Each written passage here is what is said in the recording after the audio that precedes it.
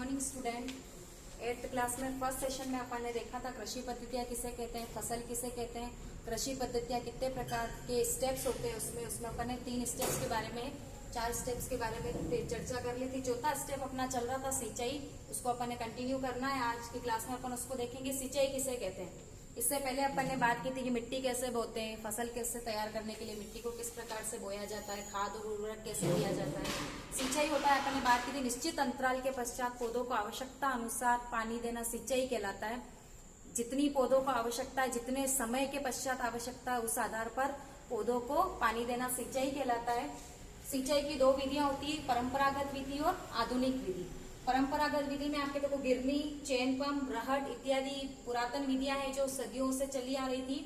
वर्तमान में जो आधुनिक विधियां हैं वो आपके 2 प्रकार की, छिड़काव और बूंद बूंद विधि। छिड़काव विधि को फाउंटेन सिस्टम्स भी कहते हैं और बूंद बूंद विधि को ड्रिप सिस्टम्स या ड्रिप मेथड भी कहा जाता है। जनरली इनके बारे में अगर अपन बात करें तो गिरनी या मोट, इसमें क्या होता है, एक चमड़े का एक थैला बना होता है, पाउच लाइक स्ट्रक्चर्स होता है जिसको कुएं में डालना, बेल के रस्सी बंदी होती है, उसको कुएं में डुबाना, पानी निकालना और उसको क्यारियों की सहायता से भेजना। चेन पंप एक प्रकार का पंप, चेन सेट्स का बना हुआ पंप होता है, उसका एक डब्बा कुएं में जाता है चेन के द्वारा और वापस बाहर आना। और रहेट इस प्रकार का एक गोला स्ट्रक्चर्स बनता है जो डायग्रामेटिक आपके बुक में दे रखा है, उसको अपन देखेंगे। और उसकी विधि से कुएं से किसी न किसी प्रकार से पानी को निकालना। पानी निकलने के पश्चात कुएं के बाहर एक बहुत बड़ा पानी का ऐसा होज बना होता है, उससे फिर खेतों में क्यारियों के द्वारा पानी को पहुंचाया जाता है। आधुनिक विधि 2 है आपके, छिड़काव और बूंद बूंद। क्वेश्चन आपके इस पे बनता है कि असमतल भूमि पर आप किस प्रकार के सिंचाई की विधि का उपयोग करेंगे। तो हमको ध्यान रखना है कि असमतल भूमि पर छिड़काव विधि का उपयोग होता है और जनरली समतल भूमि जो होती है उसके ऊपर बूंद बूंद विधि का उपयोग किया जाता है। छिड़काव विधि में पाइप लगा होता है, उसके ऊपर ऐसी नोजल लगी होती है। जब पाइप की फिटिंग से पानी जाता है तो नोजल घूमता है।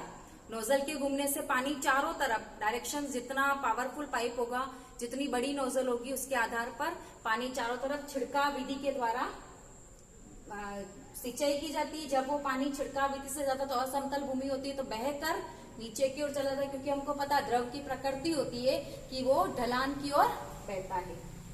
सेकंड है आपका ड्रिप सिस्टम्स। इसमें पौधों को जो आपका मेन पाइप होता है उससे छोटे छोटे पाइप क्यारियों तक फिट किए जाते हैं और बूंद बूंद करके जनरली सिंचाई की जाती है। इसका उपयोग आपके चाय कॉफी के बागानों में ज्यादातर होता है और यहाँ पर फलदार वृक्ष, फूलदार पौधे जो हैं उनके यहाँ पर बूंद बूंद सिंचाई का उपयोग ज्यादा होता है।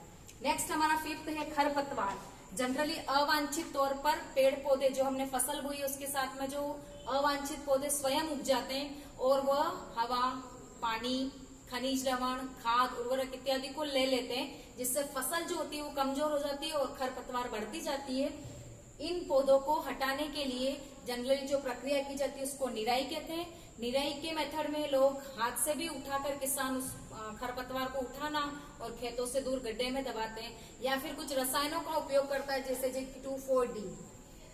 ये भी एक प्रकार का रसायन है जो आपके खरपतवार नाशी कहते हैं जिसको, और वो खरपतवार को क्या करता है, हटा देता है, यानी कि उसके वृद्धि को क्या कर लेता है, रोक लेता है।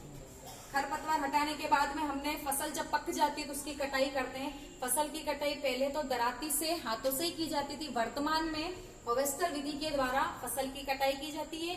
इसमें ट्रैक्टर के पीछे एक यंत्र लगता है जिसकी सहायता से फसल जो होती है वो कट जाती है। और जब फसल कट जाती है तो उन फसल में से बीजों को निकालना, भूसे से अलग करने की विधि जो है वो आपकी थ्रेशिंग कहलाती है। थ्रेशर मशीन की सहायता से विनोइंग करते हैं। विनोइंग का मतलब होता है बीजों को भूसों से अलग करना। इतना काम होने के पश्चात किसान उन बीजों को बोरी या किसी अन्य साधन से भरकर घर ले जाता है। जितनी उसको आवश्यकता होती है उसको अपने लेवल पर भंडारित करता है। हमारे घर पे भी मम्मी वगैरह हम देखते हैं कैसे गेहूं को भंडारित करती है।